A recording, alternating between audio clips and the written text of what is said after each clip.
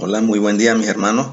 Para mí es un gozo estar con ustedes nuevamente y en el día de hoy vamos a continuar estudiando el libro de Hechos, el capítulo 14, versículos vamos a estar estudiando el 14 desde el 19 hasta el 28 y quiero que tengamos una palabra de oración para pedir dirección a nuestro Señor.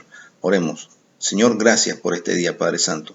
Gracias por cada uno de mis hermanos que escucha la palabra del Señor, que te escucha a través de este medio, Padre Santo, de cualquier persona que escuche este mensaje, Señor, que sea tu palabra la que trate con él, Padre Santo, que tu palabra es viva y eficaz, mi Dios. Gracias, Señor, que tu palabra sea refrigerio para los que escuchen, mi Dios, este mensaje, Señor, y que la honra y la gloria sea siempre para ti, mi Dios. En el nombre de Jesús te alabo. Amén.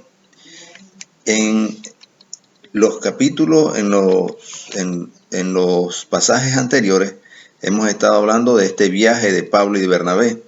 Y después de haber empezado un viaje con muchas expectativas, con mucha esperanza, con mucho gozo, en las primeras paradas, en las primeras ciudades que ellos visitaron, uno de los tres que empezaron el viaje se regresó.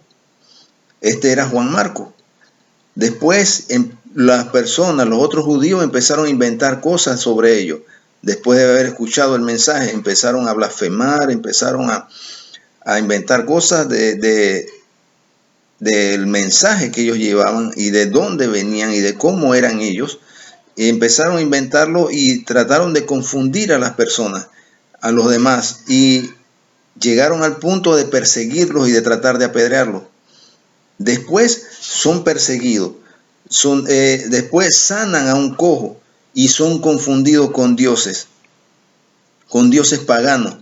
Quieren ofrecerle ofrendas, pero ellos no lo permitieron. Personas que no prestaron atención al evangelio, que no prestaron atención a la palabra del Señor, sino que prestaron más atención al milagro que Pablo había hecho por medio de la palabra de Jesucristo, que la misma palabra, el mismo evangelio. Entonces, ellos fueron confundidos con estos dioses. Además, ahora, después, hay un cambio repentino de ánimo de la multitud. En un momento querían volverlos dioses y ahora son confundidos, son persuadidos a apedrearlo, son persuadidos a callar su boca. Este cambio repentino, que en un momento quisieron ofrecerle en un templo las ofrendas, vemos cómo es la multitud, cómo se porta la multitud. Y ahora en el versículo 19, quiero que veamos lo siguiente. Dice el versículo 19: entonces vinieron unos judíos de Antioquía y de Iconio, que persuadieron a la multitud, y habiendo apedreado a Pablo, le arrastraron fuera de la ciudad, pensando que estaba muerto. Ahora, recordemos que Pablo y Bernabé habían pasado por todas estas ciudades. Ya ellos habían hablado del evangelio. Ahora vinieron judíos a este lugar donde no había sinagoga y empezaron a persuadir. Era más fácil persuadir en este lugar a las personas porque ellos no tenían una formación de un Dios todopoderoso.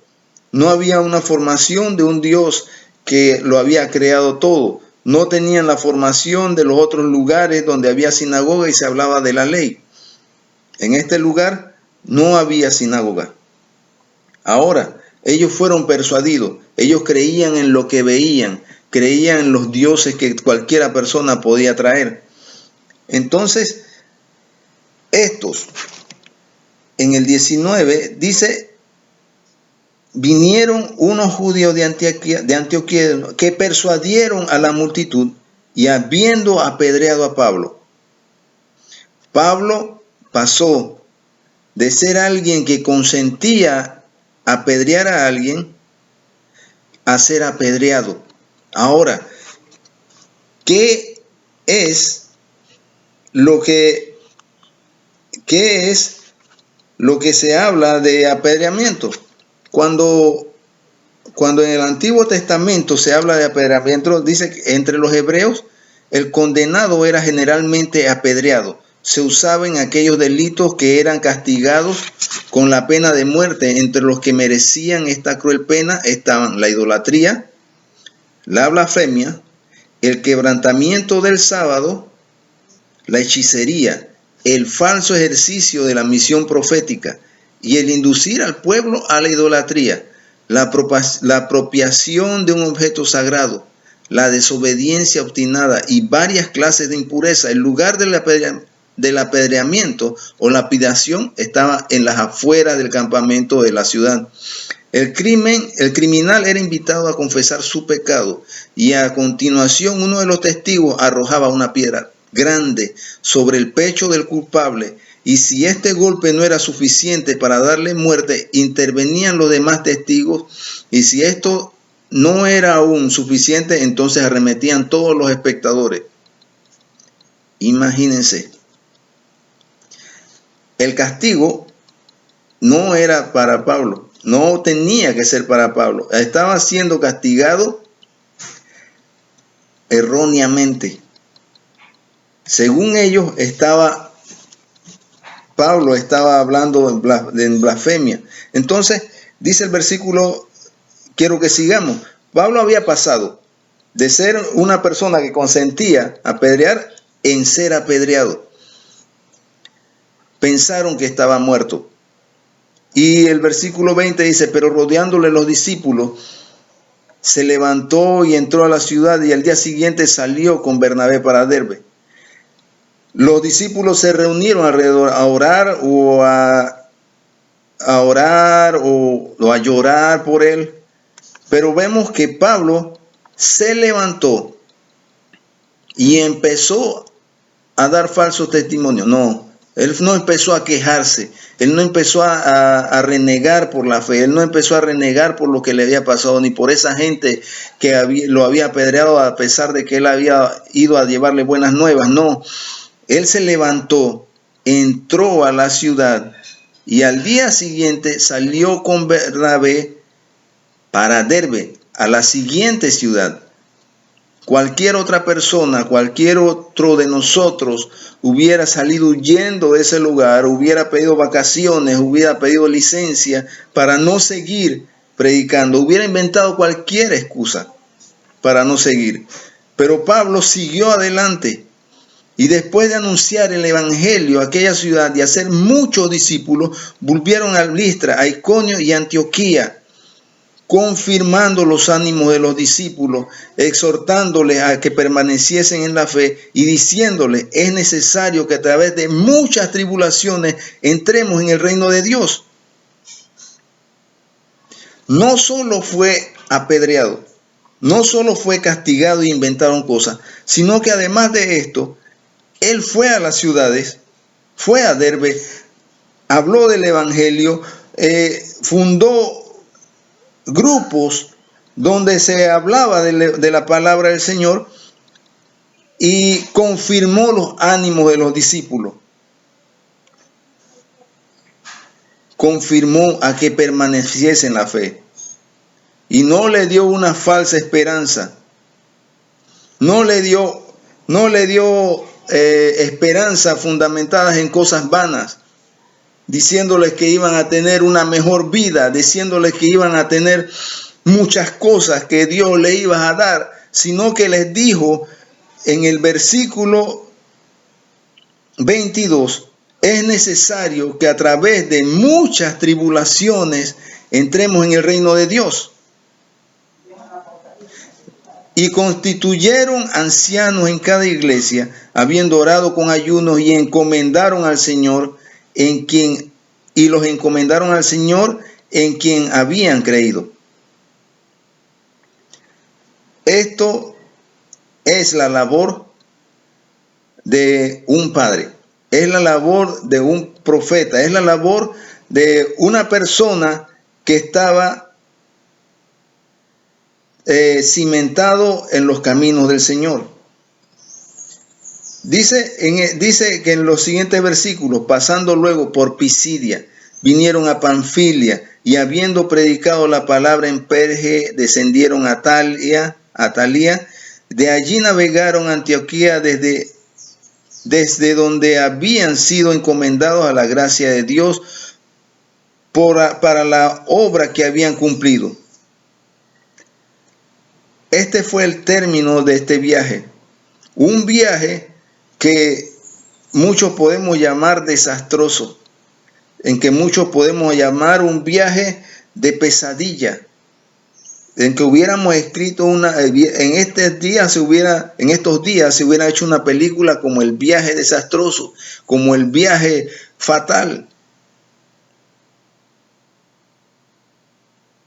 Pero este viaje, más que desastroso, más que fatal, fue un viaje provechoso para el Evangelio.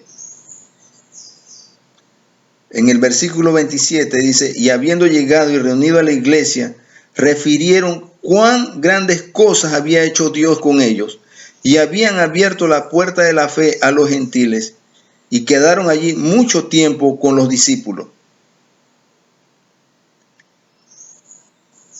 Hoy, cualquiera persona hace planes para tener un viaje placentero.